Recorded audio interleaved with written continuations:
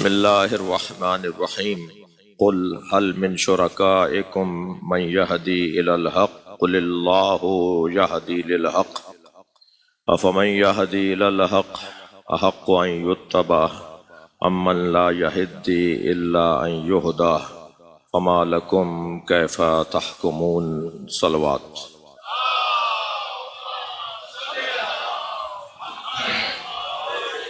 اس سے بلند اور بہتر صلوات ہدیہ کریں۔ اللہم صل علی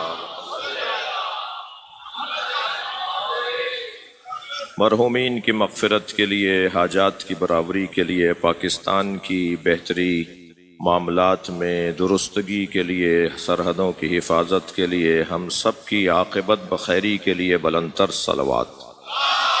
اللہم صل علی محمد وعلی محمد۔ سورہ مبارکہ قصص آیت نمبر 35 ایک مرتبہ پھر آپ کے سامنے پڑھی گئی ہے۔ آیہ کریمہ کو تبرکاً تلاوت کیا گیا اور اس کے ترجمے کی طرف آپ کی توجہ چاہتا ہوں۔ اللہ اپنے کلام میں اپنے حبیب سے مخاطب ہے، قل اے میرے حبیب پوچھئے، کہیے ان لوگوں سے کہ حل من شرکائکم یہدی الی الحق، کیا تمہارے معبودوں میں یہ صلاحیت ہے کہ وہ تمہیں حق کی رہنمائی کریں؟ قل اللہ یہدی للحق، کہہ دیجئے کہ اللہ ہی ہے جو حق کے لیے ہدایت عطا فرماتا ہے۔ افمن یہدی الی الحق احق ان یتبع امن لا یہدی الا ان یہدی، کیا وہ لوگ کہ جو حق سمجھ چکے ہیں زیادہ حقدار نہیں ہیں کہ ان کی اتباع کی جائے بنسبت ان کے کہ جو خود ابھی محتاج حق ہیں؟ فما لکم کیف تحکمون، تمہیں کیا ہو گیا ہے کہ تم کیسے فیصلے کرتے ہو؟ آیہ کریمہ کا مفاد، آیہ کریمہ کا مفہوم اور مضمون یہ ہے کہ اتباع، عملی پیروی، ایک قولی پیروی ہوتی ہے اور ایک عملی پیروی ہوتی ہے۔ قولی پیروی کوئی حکم دے اور اس حکم پر عمل کر لیا جائے، اسے قولی پیروی کہا جائے گا، اور عملی پیروی کوئی کر کے دکھائے تو اسی طرح کر کے دکھانا، اسے عملی پیروی کہا جاتا ہے۔ اہل دقت تشریف فرما ہے، قرآن کی تفسیر سننے کی غرض سے آپ اور میں بیٹھے ہیں۔ جہاں قولی پیروی مراد ہوتی ہے وہاں قرآن میں اطاعت کا لفظ آتا ہے، اور جہاں عملی پیروی مراد ہوتی ہے وہاں قرآن مجید میں اللہ اتباع کا لفظ استعمال کرتا ہے۔ یعنی جہاں جہاں لفظ اطاعت آئے گا وہاں قولی پیروی مراد ہے، اور جہاں اتباع کا لفظ آئے گا وہاں عملی پیروی مراد ہے۔ یاد رہے کہ اللہ کی پیروی، اللہ کی فرما برداری ہے، وہ قولی عنوان سے ہے، یعنی اللہ حکم قولاً آیت کی صورت میں حکم نازل کرے گا، جو اسے مانے گا اور اس پہ عمل کرے گا وہ اللہ کی قولی فرما برداری کر رہا ہوگا۔ لیکن نبی مکرم اور اولی الامر، قرآن مجید میں دو ہستیوں کے لیے اتباع کا لفظ آیا ہے، یعنی جس نے بھی عمل کر کے دکھایا ہو اور وہ چاہتا ہو کہ ایسے عمل کرو جیسے میں عمل کر رہا ہوں۔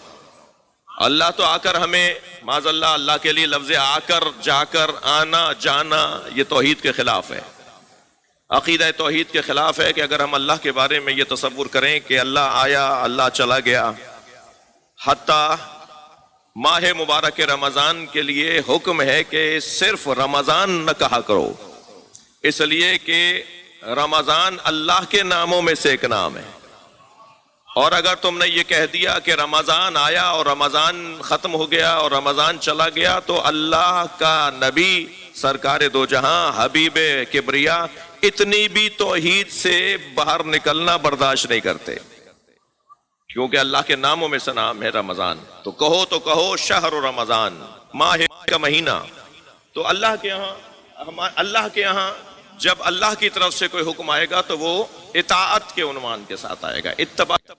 میں دو مثالیں دے دیتا ہوں آپ کو، تمہیدی بیان سے گزر رہا ہوں. احباب رستے میں بارانی کیفیت کی وجہ سے پہنچنے میں تاخیر، تاکہ میں نتیجہ اچھا لے سکوں. قرآن مجید کی ایک آیہ کریمہ میں لفظ اطاعت اور ایک آیہ کریمہ میں لفظ اتباع مراد ہے. وہاں اطیعوا اللہ کا لفظ آیا ہے، اور جہاں رسول اللہ کی فرما برداری مراد ہے وہاں آیا ہے ان کنتم. صلوات پڑھیں ذرا محمد و آل محمد.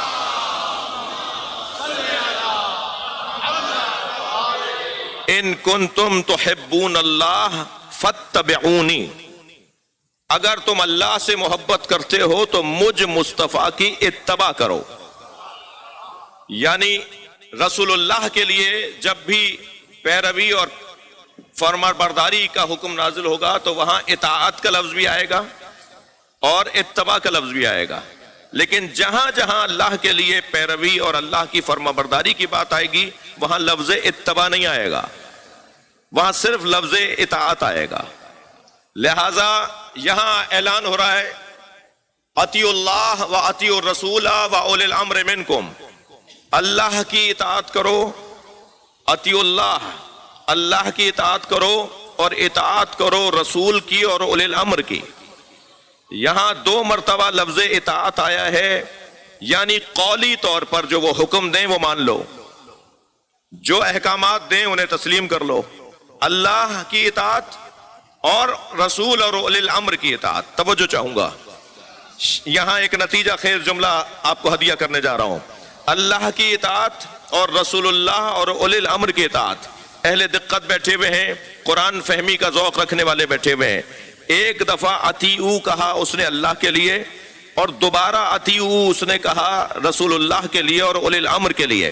یعنی جیسی اطاعت اللہ کی ہے ایسی رسول اللہ کی نہیں ہے، مگر جیسی رسول اللہ کی ہے ایسی اولی الامر کی ہے. ایک صلوات ہدیہ کریں محمد و آل بھائی، مل کر صلوات.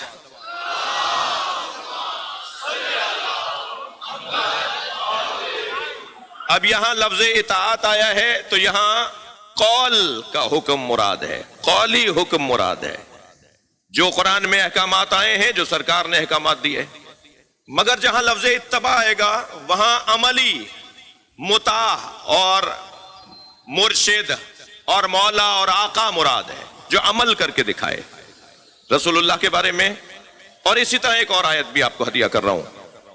ارشاد ہو رہا ہے فالذین آمنوا بہ، رسول اللہ سے تعلق سرکار دو جہاں سے امت کا کیسا تعلق ہونا چاہیے، سرکار دو جہاں سے امت کا کیسا رشتہ ہونا چاہیے، کنہیں اللہ عزت عطا کرتا ہے، کون صاحبان عزت ہیں، ان کی اللہ نے فہرست بیان کی ہے. فالذین آمنوا بہ، جو میرے رسول پر ایمان لے آئے، وعزروہ، جنہوں نے میرے نبی کی تعظیم کی، ونصروہ، جنہوں نے میرے نبی کی مدد کی. اب ذرا ترتیب تو دیکھیے، جو میرے رسول پر ایمان لے آئے، فالذین آمنوا بہ، جو میرے رسول پر ایمان لے آئے، وعزروہ، جنہوں نے میرے نبی کی تعظیم کی. ایمان لانا کافی نہیں ہے، تھوڑا سا اور ہمت بڑھاؤ، تعظیم بھی کر کے دکھاؤ. اور تعظیم کر لینا، جھک لینا، ہاتھوں کا بوسہ لے لینا، نام آنے پر گردن جھکا دینا، سرکار کے آنے پر کھڑے ہو کر استقبال کر لینا بھی کافی نہیں ہے. وہ نصرو، مدد بھی کرو. یعنی اب ایک مرتبہ شدت بڑھتی چلی جا رہی ہے، کلاس اونچی ہوتی چلی جا رہی ہے. جو میرے رسول پر ایمان لائے، بھائی ایمان لانے کا ہم سب اعلان کرتے ہیں، بولتے ہیں، تکرار کرتے ہیں کہ ہم ان پر ایمان رکھتے ہیں. یہ امر قلبی ہے نا، کیسے پتا چلے گا کس کا ایمان کس درجے کا ہے؟ یہ ایمان کس درجے کا ہے اسے سمجھنے کے لیے کچھ اور بھی تو نشانیاں ہونی چاہیے. اور یاد رہے کہ نشانیوں کے بغیر جینے والا کامیاب انسان نہیں ہے. نشانیوں کے ساتھ جینے کی ضرورت ہے، علامتوں کے ساتھ رہنے کی ضرورت ہے. پہلا مرحلہ آپ کی توجہات کا ممنون ہوں. پہلا مرحلہ آمنوا بہ، والذین آمنوا بہ، بس جو ایمان لائے، وَعَدَّرُوهُ جنہوں نے تعظیم کی، وَنَصَرُوهُ جنہوں نے میرے نبی کی مدد کی۔ اب نبی کی مدد کرنے تک تو یہ کلاس بڑھتی جا رہی ہے نا، مگر بات یہاں مکمل نہیں ہوئی ہے۔ ارشاد ہو رہا ہے فَاتَّبَعُوا نُورَ الَّذِي أُنزِلَ مَعَهُ، اور اس نور کی اتباع کریں جو رسول کے ساتھ نازل ہوا ہے۔ اب میں نے بڑی تمہید باندھی تھی کہ اطاعت قولی ہے، اتباع فعلی ہے۔ اب یہ نور کوئی ایسا نور ہے جو عمل کر کے دکھاتا ہے، ورنہ لفظ اطاعت آتا، اتباع کا لفظ نہ آتا۔ کوئی ایسا وجود ہے جو نبی کے ساتھ نازل ہوا ہے، اس کی اتباع کرنے کو اللہ کا حکم دے رہا ہے کہ اس کی اتباع بھی کرو گے نبی کی مدد کے بعد، نبی کی نصرت۔ اگر اس نور سے مراد قرآن ہوتا تو لفظ اطاعت آتا۔ ہمیں کوئی نبی کے ساتھ نازل ہونے والا نور ڈھونڈنا ہوگا، جس کے لیے سرکار نے یہ فرمایا انا والی من نور واحد۔ نعرہ حیدری، میں اور علی ایک نور کے دو ٹکڑے ہیں۔ صلوات۔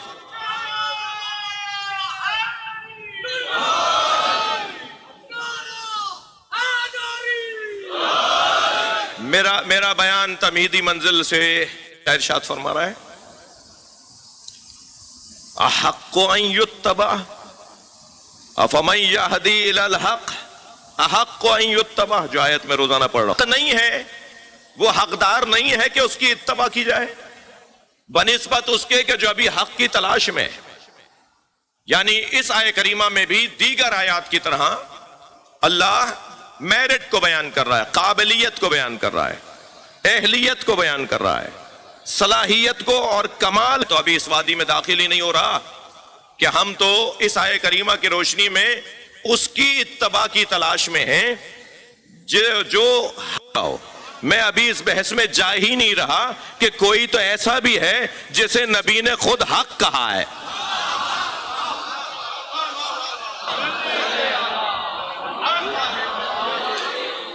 الحق مع علی، نبی فرما رہے ہیں حق وعلی مع الحق، اور علی حق کے ساتھ ہے۔ اگر حدیث یہاں رک گئی ہوتی تب بھی عظمت مولا کائنات کے لیے بڑا عنوان ہے، مگر حدیث یہاں رکی نہیں ہے۔ اس حدیث کو لکھا ہے، میں یہ بات بار بار کرتا ہوں کہ میں کوئی ایسی بات ممبر سے کرنے کا حقدار نہیں ہوں جو صرف ایک مکتب اور مسلک کی ہے کہ ممبر سے وہ بات کی جائے جو تمام مسلمانوں کے نزدیک معتبر ہو۔ الحق مع علی وعلی مع الحق، حق علی کے ساتھ ہے اور علی حق کے ساتھ ہے۔ حدیث یہاں رکی نہیں ہے، حدیث جہاں علی جا رہا ہو۔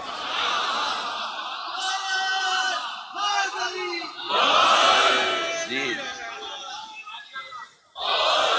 آج ارادہ نہیں تھا، لیکن آپ کی توجہات بھی اور میرا مضمون بھی مجھے آمادہ کر رہا ہے کہ میں اس وادی میں چند لمحے اور آپ کے ساتھ رہوں۔ افمن یہدی الی الحق احق ان یتبع، کیا جس نے حق تک خود کو پہنچا دیا ہو وہ احق نہیں ہے، وہ حقدار نہیں کی جائے؟ اب نبی فرما رہے ہیں علی حق کے ساتھ ہے اور حق علی کے ساتھ، اور فرما رہے ہیں یا اللہ حق کو وہاں موڑ جہاں علی جا رہا ہو۔ جی کی جگہ ہے، دھوکے ہیں، فریب ہیں، ملمکاری ہے، قلیاں ہیں، دکھائی کچھ اور دیتا ہے ہوتا کچھ اور ہے۔ ہماری آنکھیں قدم قدم پہ دھوکہ کھا رہی ہیں۔ ہمیں رستے میں پانی نظر آتا ہے، قریب جاتے ہیں تو سراب ہوتا ہے، پانی نہیں ہوتا۔ انگارے کو اگر دائرے نما شکل میں، دائرے کی شکل میں اگر اس کو چرخش دیں تو پھر ہمیں ایک ویل، ایک پہیہ نظر آئے گا۔ جو ہماری آنکھیں کچھ اور دیکھ رہی ہیں، ہے کچھ اور۔ ویسے بھی دور پیکنگ کا ہے۔ جی جس کی اچھی پیکنگ ہے اس کی قیمت بھی اچھی ہے۔ چیز جو ٹھیلے پہ رکھی ہوئی ہو وہ سستا لی جاتی ہے، اور وہی اگر شیشوں کے باکس میں رکھی ہوئی ہو، اس پہ لائٹیں جل رہی ہوں، تو وہی 4 برابر مہنگی لوگ خرید لیتے ہیں۔ تو چیز تو وہی ہے، قیمت یہ ادا کر رہے ہیں پیکنگ کی۔ زمانہ دھوکہ ہی پیکنگ سے دے رہا ہے۔ کوئی مہنگے کپڑے پہن کر آ جائے تو ہمیں مہنگا لگتا ہے، کسی کا کالر ادھڑا ہوا ہو تو ہمیں سلام کیا جاتا ہے کہ کوئی معتبر نہ نکل آئے، کسی کا پائچہ پھٹا ہوا ہو تو اس کے سلام کا جواب نہیں دیا جاتا۔ کوئی اگر مہنگی گاڑی سے اترے تو دھوکہ ہو رہا ہے یا نہیں؟ اور دھوکہ کس کی بنیاد پر ہو رہا ہے؟ دھوکہ فریب، دھوکہ کنگ، لباس، گاڑیاں، مکانات، اس کی بنیاد پر ہو رہا ہے۔ مثال میری تکراری ہے، زیادہ بولنے والا آدمی ہوں، لہذا ممکن ہے کوئی کہے یہ مولانا سے پہلے بھی سن لیا تھا۔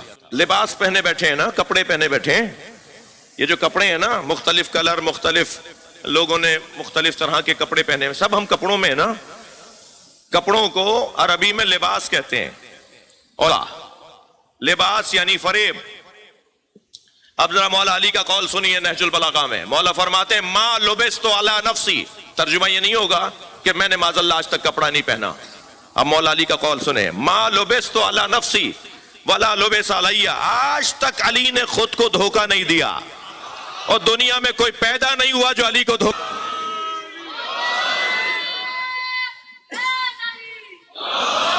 تو کم سے کم یہ بات اب تک میری بات روشن ہے کہ انسان اپنے اوپر جو چیز وہ ڈالتا ہے، چڑھاتا ہے، جس کے ساتھ جڑ کر رہتا ہے، اس کے ذریعے سے وہ دھوکہ کھاتا بھی ہے اور دھوکہ دیتا بھی ہے۔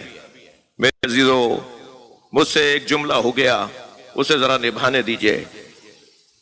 یہ جو مہنگے کپڑے اور بڑی گاڑیوں والے لوگ، ان سے لوگ دھوکہ کھا رہے ہوتے ہیں۔ میں مہنگے کپڑوں کے ذریعے، بڑی گاڑیوں کے ذریعے کسی اور کو تو دھوکہ ہوگا یا نہیں ہوگا، شاید وہ تو سنبھل جائے، مگر یہ ان سے زیادہ خطرے میں ہے۔ بدل جاتا ہے، یہ ہاتھ ملاتا کہیں اور ہے اور دیکھ کہیں اور رہا ہوتا ہے، اس کے رویے تکبرانہ ہو جاتے ہیں۔ میرے مولا فرما رہے خبردار اے انسان، کس بات پر موا ہے تو؟ پانچ نجاستوں، غلاظتوں کا مجموعہ ہے تو۔ اگر تو اپنے اوپر غور کر لے تو تیرا تکبر ایک لمحے کے لیے مٹ جائے۔ آب پوشت جس کی وجہ سے تو دنیا میں آیا، ایک نجاست کا قطرہ جس کی وجہ سے تو دنیا میں آیا، دوسری نجاست تیرے اندر دم ہے، خون ہے، یہ اگر ایک قطرہ بھی باہر آ جائے گا، اس بدن کے ساتھ نماز پڑھنا جائز نہیں ہے جس میں تیرا ہی لگا ہوا خون، تیرے ہی بدن کا نکلا ہوا خون لگا ہوا ہوگا، تیرے اندر خون ہے، آب پشت تیرے اندر۔ ممبر کی زبان ہے بھائی، جن بچوں کو سمجھ میں نہ آئے وہ برابر میں بیٹھے بزرگ سے پوچھ لے۔ تیرے اندر بول ہے، تیرے اندر براز ہے، اور تو مر جاتا ہے تو تیرے ہاتھ لگانے والے کو غسل کرنا پڑتا ہے۔ میں ان بچوں جوانوں کے لیے زیادہ بات کرتا ہوں، بزرگوں سے مجھے دعا چاہیے ہوتی ہے۔ کیا کریں کہ ہمارے اندر یہ وائرس، یہ بیماری، یہ بیکٹیریا، یہ تکبر کا علاج، بلکہ میں پہلے تکبر کی بیماری کی علامت بتا دوں۔ علامتوں سے بیماریوں کو ڈاکٹر حضرات طے کرتے ہیں، اس کے بعد طے کرتے ہیں ڈاکٹر حضرات کہ اس کو کون سی بیماری ہے۔ تکبر کا سمٹم، تکبر کا جو نشانی ہے، تکبر کی جو علامت ہے وہ ہے غصہ۔ اگر میں یہ جاننا چاہتا ہوں نا بھائی، تھوڑی دیر کے لیے اخلاقی گفتگو سن لیجئے۔ تکبر کی نشانی، تکبر کی علامت غصہ ہے۔ جسے غصہ آتا ہے نا، اور اپنے آپ سے پوچھے کہ غصہ آتا کہاں ہے، آپ یقین جانیے غصہ وہاں آتا ہے کہ جہاں سامنے والے کو حقیر جانا جاتا ہے۔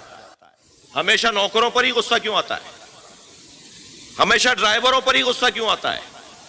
ہمیشہ گھر میں کام کرنے والے اور فیکٹری میں نوکری پر ہی غصہ کیوں آتا ہے؟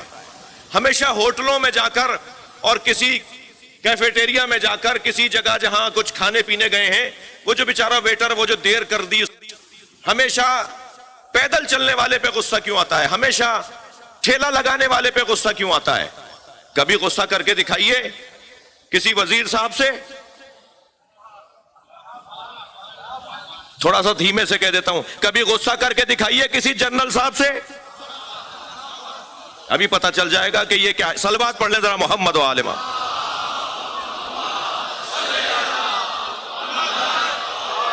اور بلند صلوات۔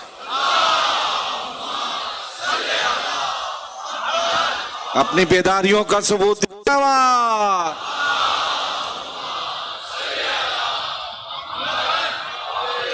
بھائی ماشاءاللہ ہر روز کی طرح دوبارہ سے آپ سب جمع ہو چکے ہیں اور بھرپور اس وقت تعداد ہے نشتر پارک میں۔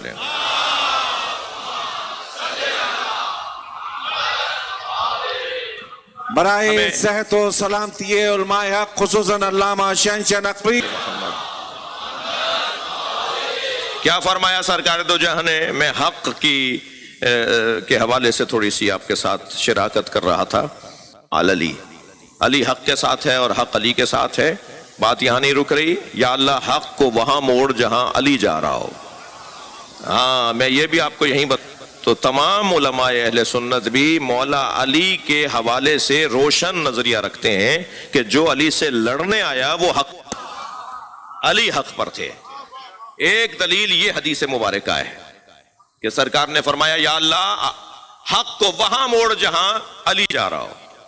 اچھا کیسے طے کریں ہم کیسے طے کریں کہ کون حق پر ہے، کون صحیح ہے، کون غلط ہے؟ اور خاص طور پر یہ زمانہ، یہ دور طے کریں کہ کون حق پر ہے. عزیزان گرامی، کسوٹی مولا علی کی ذات کو قرار دیا. خود مولا فی الحق تو رف اہلا، حق کو پہچان لو، اہل حق خود سمجھ میں آ جائیں گے. کیا جملہ ہے، کیا فارمولہ ہے علی بن ابی طالب کا. تم حق کو پہچان لو، اہل حق تمہیں خود سمجھ میں آ جائیں گے. وہ صحیح ہیں یا وہ صحیح ہیں، وہ غلط ہیں یا وہ غلط ہیں. اس بحث میں ہی نہ جاؤ وہ اہل بیت ہیں یا نہیں ہیں. میرے مولا فرماتے ہیں سنو میں تمہیں ایک اصول دے رہا ہوں، جس اصول پر جو پورا اترے گا وہی اہل بیت ہے. میرے مولا نے فرمایا یخبرکم حلمہم عن علمہم. توجہ، اہل بیت کا حلم ان کے علم کا پتہ بتاتا ہے. تحمل مزاجی، بردباری، کبھی بڑے بڑے جلاد نما حاکموں کے سامنے اہل بیت نے حق گوئی اور سچ بات اور حق اور آیہ کریمہ یہ قرآن کی پڑھنے پر مجبور ہوا. اللہ عالم حیث یجعل رسالتہ، اللہ ہی بہتر جانتا ہے کہ رسالت کو کس خاندان میں رکھا ہے. نبی مکرم کو رکھا ہے، ولایت کو رکھا ہے، علی کو رکھا ہے، امامت کو رکھا ہے یعنی حسین کو رکھا ہے. تو اللہ ہی بہتر جانتا ہے کہ لہذا کیسے پہچانے کہ کون حق پر ہے؟ ایک کسوٹی، ایک پیمانہ، روشن پیمانہ، واضح اور روشن حکم. جہاں علی ہو وہی حق ہے. کل تک جہاں تھی وہاں سے میری تمہید ذرا لمبی ہوئی، مجھے معاف کریں گے، اپنی بات کو جوڑ رہا ہوں.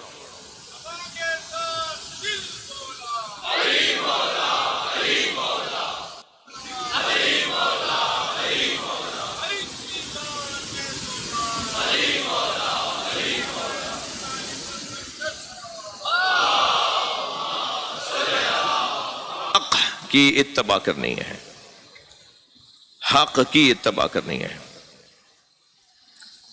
یہ زمانہ، اس سے پہلے والا زمانہ، ہم سے پہلے والوں کو بھی ہادی کی ضرورت تھی، تو پھر ہمیں ہادی کی ضرورت کیوں نہیں ہے؟ کیا ہم کچھ علیحدہ سے بنا کے بھیجے گئے ہیں؟ پھر ہمارے بعد والوں کو بھی ہادی کی ضرورت ہوگی، اس لیے کہ انسان نہیں بدلا، مادہ بدلا ہے، لباس بدلا ہے، سواریاں بدلی ہیں، مکانات بدلے ہیں، انسان نہیں بدلا. کبھی کبھی تو بلکہ اکثر اوقات ہمیں قرآن پڑھتے ہوئے ایسا لگتا ہے جیسے آیت ہمارے لیے نازل ہوئی ہے. جی احادیث کو پڑھتے وقت ایسا لگتا ہے کہ یہ احادیث، تو انسان نہیں بدلتا، انسان مزاج اور اس کی جو عادات ہیں وہ تبدیل نہیں ہوتی. اس لیے کچھ نظام ایسا ہونا چاہیے تھا، نظام ایسا دینا چاہتا تھا اللہ کہ جو ہر زمانے میں کام آئے. وہ ہر زمانے میں کام آنے والی چیزیں ہیں، ہر زمانے میں کام آنے والی چیزیں. آج کا میرا بچہ ضمن عرض کر رہا ہوں، آج کا ہمارا جوان یہ کہتا ہے کہ اسلام 1400 سال پرانا دین ہے، آنا نظام کیسے چلے گا؟ تو اس کی تسلی کے لیے میں جملہ کہہ رہا ہوں کہ مادی چیزیں بدلتی ہیں، انسان نہیں بدلتا. ہاں 1400 سال پہلے، 1000 سال پہلے جو مزاج تھا انسان کا آج بھی وہی مزاج ہے. وسائل بدل گئے ہیں، ذرائع بدل گئے ہیں، طریقے بدل گئے ہیں. انسان آیا، بی بی فرماتی ہیں انی احب من الصبیان خمسۃ خصال، مجھے 5 خصلتیں پسند ہیں. اب جو 1400 سال پہلے سیدہ کو بچوں کی 5 خصلتیں پسند تھیں، آج بھی بچے کے اندر وہی خصلتیں ہیں، وہی عادتیں ہیں، بچہ نہیں بدلا. الاول آتی ہیں، سب سے پہلی صفت جو مجھے بچوں کی اچھی لگتی ہے، یہ روتے زیادہ ہیں. ان کا زیادہ رونا مجھے اچھا لگتا ہے، یعنی مجھے اچھا لگتا ہے کہ روتے ہیں، کیونکہ بچہ روتا اس لیے ہے کہ اس کا دل نرم ہے۔ نے اس رونے کی علامت سے دل کی نرمی کی طرف ہماری رہنمائی کی ہے۔ پھر فرماتی ہیں الثانی یجتمعون علی التراب، دوسری صفت بچوں کی مجھے اچھی لگتی ہے کہ یہ مٹی پر کے وجود میں تکبر نہیں پایا جاتا، یہ مجھے اچھا لگتا ہے۔ بتائیے بچہ بدلا ہے کہ آج کا بچہ؟ فرماتی ہیں الثالث لا یدخرون لغد، مجھے بچوں کی کہتے رہیں کہ یہ کل دلوا دیں گے، اس سے اچھا دلوا دیں گے، مگر یہ کہتا ہے مجھے تو آج ہی چاہیے اور ابھی چاہیے۔ جو یہ طے کر لیتا ہے وہ کر کے دکھاتا ہے۔ پھر چوتھی صفت فرمایا مرون ثم یخربون، یہ مٹی کے کھلونے گھروندے بناتے ہیں، کھیلنے کے بعد لات مار کے توڑ دیتے ہیں، یہ اپنی دنیا سے دل نہیں لگاتے، استعمال کرنے کے بعد اسے غیر حقدن، یہ لڑتے ہیں مگر دلوں میں کینہ نہیں رکھتے۔ اب بتائیے بچہ بدل گیا کیا؟ یہ تو 1400 سال پہلے کا فرمان ہے نا بی بی کا۔ میں ہادی کی ضرورت ہے، ہر زمانے میں رہنما کی ضرورت ہے، اور یہ میں نہیں کہہ رہا، اللہ کہہ رہا ہے وَلِكُلِّ قَوْمٍ ہَادٍ، اے میرے نبی ہر قوم کے لیے ایک ہادی ہے۔ اب وہ جو ہر قوم کے لیے ہادی ہے اس کی تلاش ہے جو حق کی تلاش ہے، بس کون میرا رہنما ہے تو یہ میری کامیابی ہوگی۔ اور میں عزیزو بڑے ہی اطمینان کے ساتھ یہ جملہ کہہ دوں، ہمارا ان مجلسوں میں شرکت کرنا، ہمارا اس کا اہتمام اور انتظام کرنا در حقیقت ہادی سے تمسک ہے اور ہادی کی تلاش ہے۔ یہ ہمیں پلٹا دیتا ہے، یہ مجلسیں ہمیں پلٹا دیتے ہیں، مصطفیٰ میں پلٹائیں، سرکار کے زمانے میں آ گئے۔ نہیں آ رہا کیا میری بات پہ یقین؟ میں ابھی قرآن کی آیت پڑھ رہا ہوں، یہ نبی کے زمانے میں پلٹے یا نہیں؟ قرآن کی آیت کی تفسیر کرنے کے لیے حدیثیں سنا رہا ہوں، ہم نبی کے زمانے میں پلٹے یا نہیں؟ اور ابھی واقعات کربلا کو آخر میں دہرایا جائے گا، ہم اس زمانے میں پلٹے یا نہیں؟ اگر روزانہ 4 گھنٹے بھی عصر مصطفیٰ میں پلٹ جاتے ہیں تو یہ ہمارے اچھے مسلمان ہونے کی ایک نشانی ہے، رستہ ہے، طریقہ ہے کہ ہم اچھے مسلمان، پلٹنا ہے عصر مصطفیٰ کی طرف۔ میں دعا گو ہوں اپنے مہمانان گرامی جناب مصطفیٰ کمال صاحب، جناب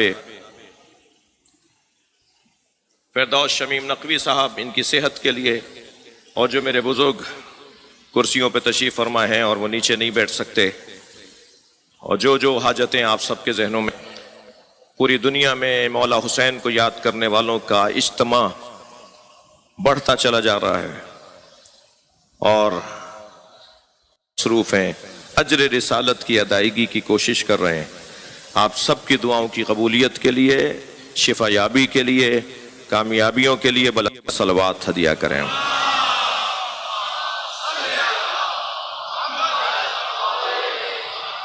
عزیزو،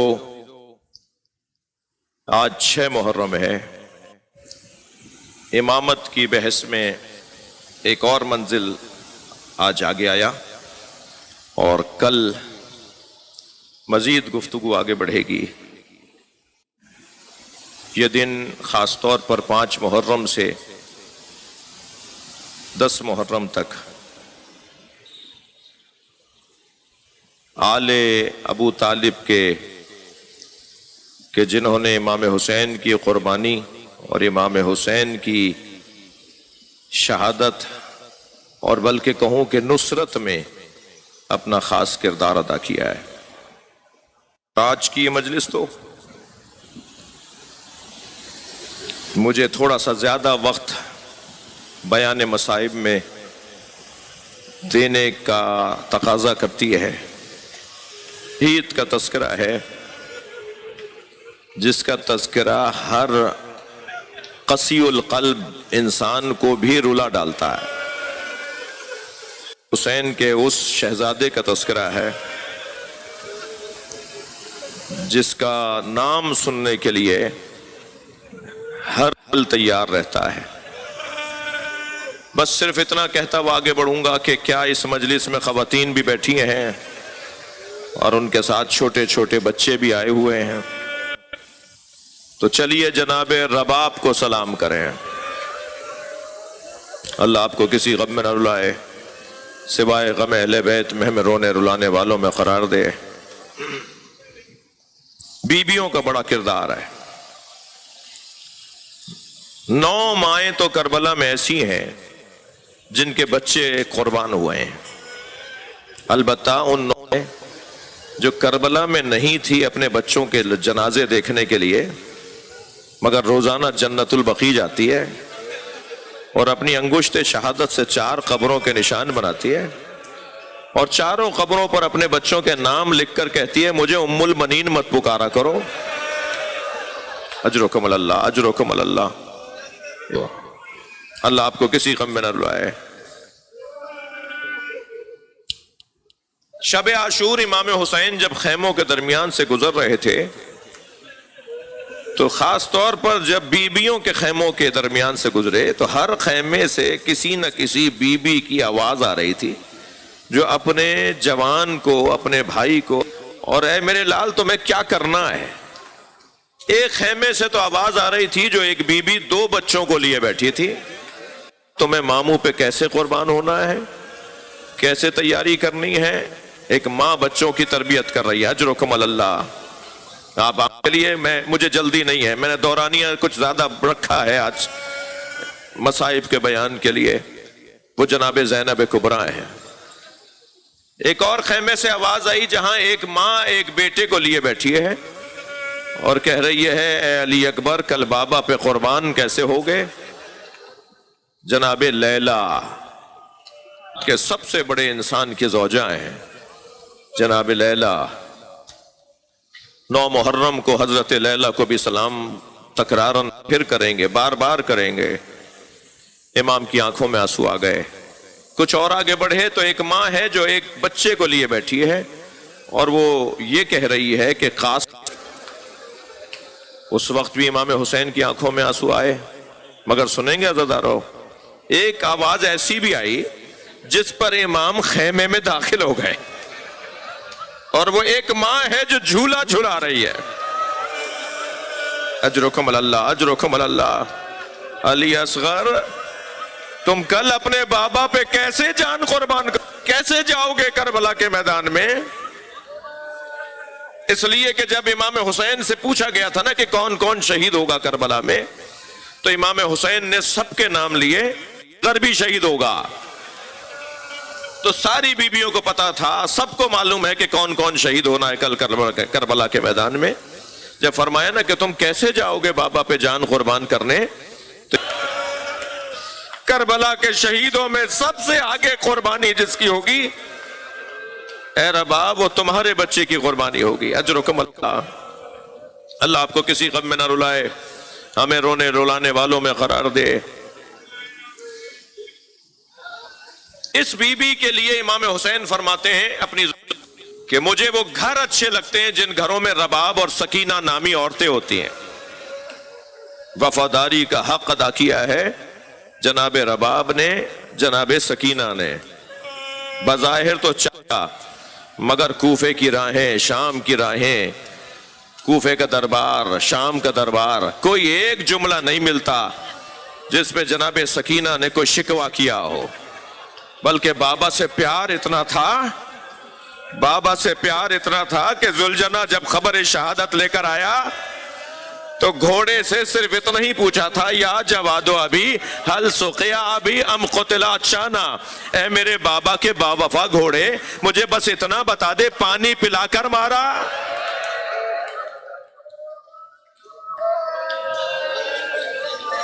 اجرکم اللہ، اجرکم اللہ۔ اس بی بی جناب رباب علیہ السلام کو اللہ نے 2 بچے دیے، 2 اولادیں ہیں، ایک علی اصغر اور ایک سکینہ جی۔ ایک کو حسین مولا کی گود میں اجلا سا کرتا پہنا کر مجاہد بنا کر دے دیا، جسے میر انیس کہتے ہیں کہ بنا کر شکل مجاہد کی لے چلے شبیر، الٹ دیا علی اصغر کی آستینوں کو۔ آستینوں کو ایسے لوٹا تھا جیسے مجاہد میدان میں جہاد کرتے ہوئے اپنی آستینوں کو لوٹ کر لڑ رہا ہوتا ہے نا۔ اور دوسری کمائی جناب سکینہ ہیں جنہیں زندان شام میں کھو کر آ گئے ہیں۔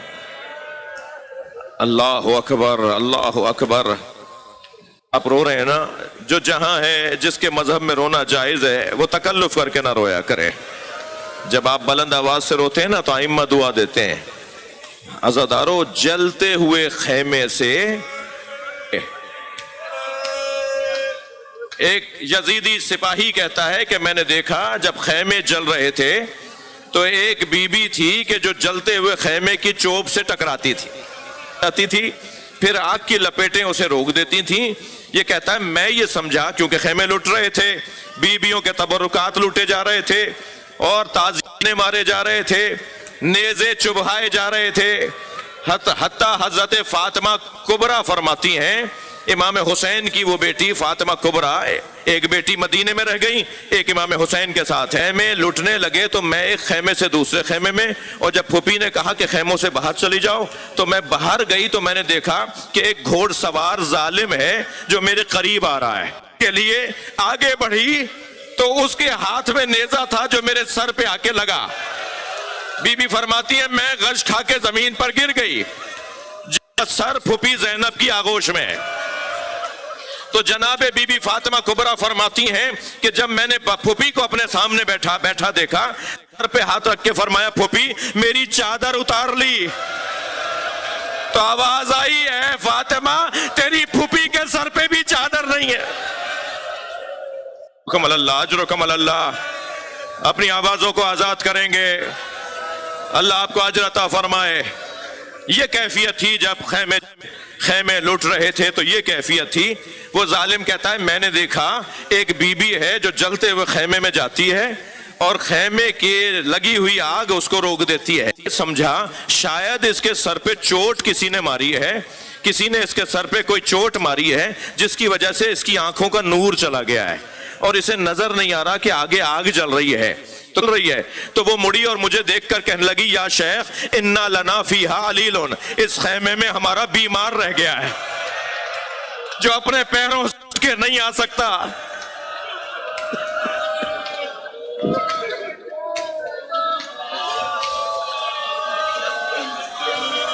اجرکم اللہ. میں سے امام سجاد کو لانا کتنا مشکل تھا, کوئی جناب زینب کبریٰ سے پوچھے. جتنا مشکل جلتے ہوئے خیمے سے امام سجاد کو لانا تھا نا, اس سے زیادہ مشکل تھا قبر. بی بی کو لے کر آتے تھے, بی بی پھر چلی جاتی تھی, بی بی کو لے کر آتے تھے, بی بی پھر چلی جاتی تھی. جناب امام سجاد نے جب آ کر کہا نا کہ اماں کے دیکھتی رہی, اور جب محمل پر بیٹھ گئی تو محمل کا پردہ کچھ ہٹا کر قبر کی طرف دیکھتی رہی. جناب زینب سمجھ گئی کہ بھابھی کا. زینب نے آواز دے کر کہا اے شام کی عورتوں مجھ پر ایک احسان کرو گی؟ تو شام کی عورتوں نے کہا بی بی حکم کریں گی. بی بی نے اشارہ کر کے کو جناب سکینہ کی قبر پر لے جائے. جب آپ جائیں نا تو زری سے قبر کو ضرور دیکھیے گا. جال آگے ڈالتی ہیں اور ایک نوحہ پڑھتی ہیں تمہاری ماں سے وعدہ کیا تھا.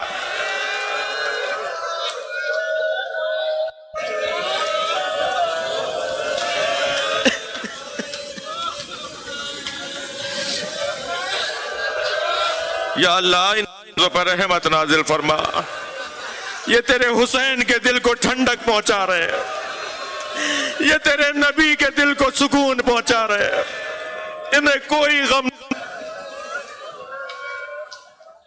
اجرکم اللہ.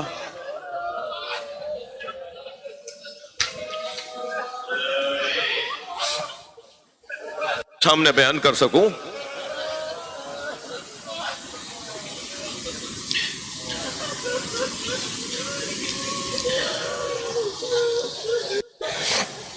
صحابی بھی ہیں, وہ زید ابن ارقم صحابی بھی ہیں. وہ روایت کرتے ہیں کہ دربار عبید اللہ ابن زیاد میں کوفے میں عبید اللہ ابن زیاد کے دربار میں مجھے یہ کہہ کر بلایا گیا ملوانا ہے. کہتے میں بیٹھا ہوا تھا کہ اچانک کچھ اسیروں کو لایا گیا. میں نے کیونکہ نبی سے سنا ہوا تھا کہ اسیروں کا تو کچھ دیر کے لیے تو مجھے عجیب سا لگا کہ مجھے کنہیں دکھانے کے لیے بلایا ہے. ایک تشت لا کے عبید اللہ ابن زیاد کے سامنے رکھ دیا. سخت روایت ہے, میں خود اس روایت کو پڑھ کر بہت دیر رویا ہوں, اللہ کرے مجھ سے بیان ہو جائے. وہ کہتا ہے کہ پھر سامنے عبید اللہ ابن زیاد کے سامنے ایک تشت لا کے رکھا گیا. تشت پہ رومال ڈلا ہوا تھا. جب وہ تشت سامنے آ گیا تو عبید اللہ ابن زیاد کے ہاتھ میں چھڑی تھی.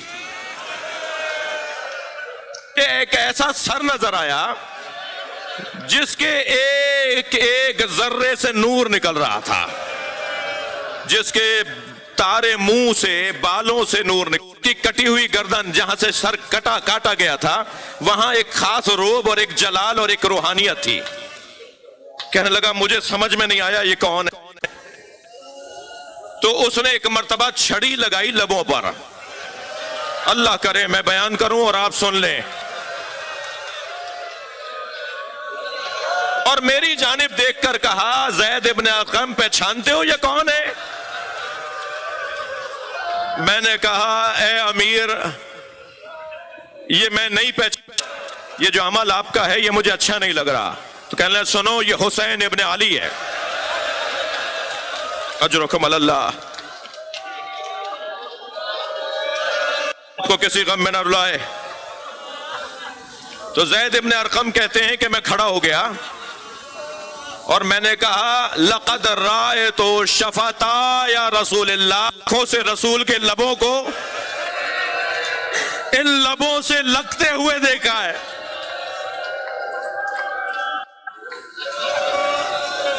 یہ کیا کر رہے ہو عبید اللہ, یہ کیا کر رہے ہو؟ میں نے اپنی آنکھوں سے رسول کے دونوں لبوں کو ان دونوں لبوں سے لگتے ہوئے دیکھا ہے.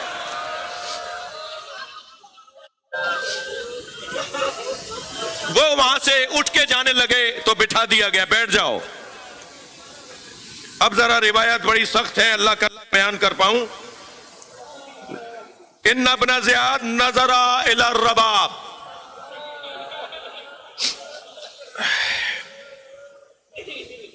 بیویوں میں سے جناب رباب کو دیکھا.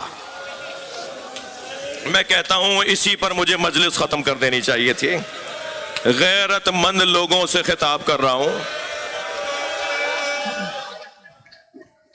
امام سجاد پہ کیا گزرتی ہوگی جب یہ ظالم بیویوں سے بات کرتے ہوں گے.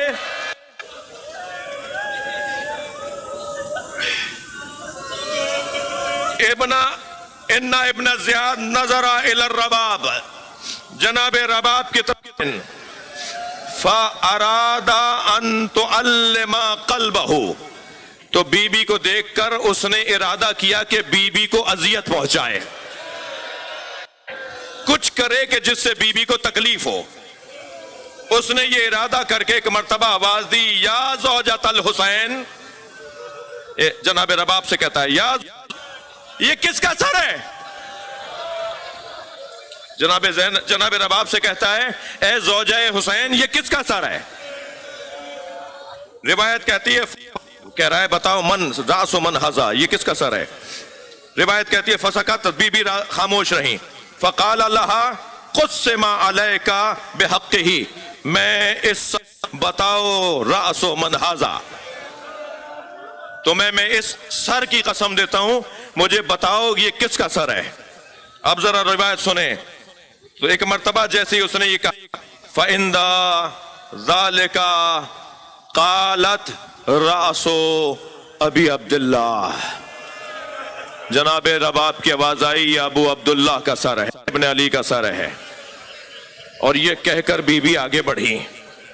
بی بی نے, روایت کہتی ہے فقامہ, کھڑی ہوئی, اور بی بی نے کھڑے ہونے کے بعد اِنْدَ ذَلِكَ أَخَذَتْ رَأْسَهُ, اور ایک مرتبہ بوسہ دیا, وَوَضَعَتْهُ حِجْرَهَا, اور اپنی آغوش میں رکھ لیا, اور امام کے سر کو دیکھ دیکھ کے رونے لگی. تو عبید ان سے سر واپس لو. ایک سپاہی آگے بڑھا, بی بی نے سر نہیں دیا. کچھ دیر کے لیے سوچ سکتے ہیں کہ کیا منظر بن رہا ہوگا. تو عبید اللہ ابن زیاد کی آواز آئی، سید کہہ رہی ہے 6 سپاہیوں نے تازیانے مارنا شروع کیے۔ اللہ اللہ اللہ، مصیبت حسین، اجر و کمال اللہ، اجر و کمال اللہ۔ میں نے آپ سے اجازت لی تھی کہ سخت روایت پڑھنے جا رہا ہوں۔ 6 سپاہیوں نے جناب رباب کو تازیانے مارے، سے تازیانے مار کر سر لینے میں کامیاب ہوئے، اور چند سپاہیوں نے بی بی کو وہاں سے ساری بیبیوں کے ساتھ اس جگہ پہنچایا کہ جہاں ساری بیبیوں کو کچھ تھا۔ اب جب وہاں پہنچی نا تو اب ذرا سنیں، جناب زینب وہاں پہلے پہنچ چکی تھی، جناب زینب کو پہلے لے جایا جا چکا تھا۔ روایت کہتی ہے جناب زینب آگے بڑھی، جناب رباب نا رباب، سر پہ جو تازیانے لگے تھے تو سر کھل چکا تھا، سر میری بی بی کا کھل چکا تھا، بی بی کے سر سے جو خون بہ رہا تھا وہ بی بی کی ٹھوڑی کے نیچے سے بہ رہا تھا، چہرے سے ہوتا ہوا خون۔ اجر و کمال اللہ، اجر و کمال اللہ۔ میں جس منزل تک لے جانا چاہ رہا ہوں اللہ کرے میں لے جاؤں۔ تو جناب زینب نے آگے بڑھ کر کہا، اے بھابی رباب، آپ نے ایسا کیوں کیا؟ اس نے تو آپ سے پوچھا تھا، یہ جب آپ نے گود میں لے لیا اور آپ سے وہ لینا چاہ رہے تھے، آپ پر تازیانے مارے گئے، کہا آپ نہ کرتی، آپ نے ایسا کیوں کیا؟ اب ذرا جواب سنیں جناب رباب کا۔ جناب رباب فرماتی ہیں، اے زینب، میں بتاؤں کہ میں نے ایسا کیوں کیا؟ میں حسین کا سر اسے کیوں نہیں دے رہی تھی؟ کیوں انہوں نے میرے اوپر ہاتھ اٹھایا؟ جب حسین وداع آخر کو آئے تو حسین ساری بیبیوں سے ایک ساتھ مل رہے تھے، میں نے یہ سوچا حسین کے چھوٹے بچے کی زوجہ ہوں، میں حسین کے چھوٹے بچے کی زوجہ ہوں، میں اپنے خیمے میں چلی گئی کہ حسین سب سے مل کر اور پھر میرے خیمے میں آئیں گے، میں اپنے خیمے میں بیٹھی رہی، حسین ودا ہو کے چلے گئے، میں نے حسین، میرا دل جلتا ہے۔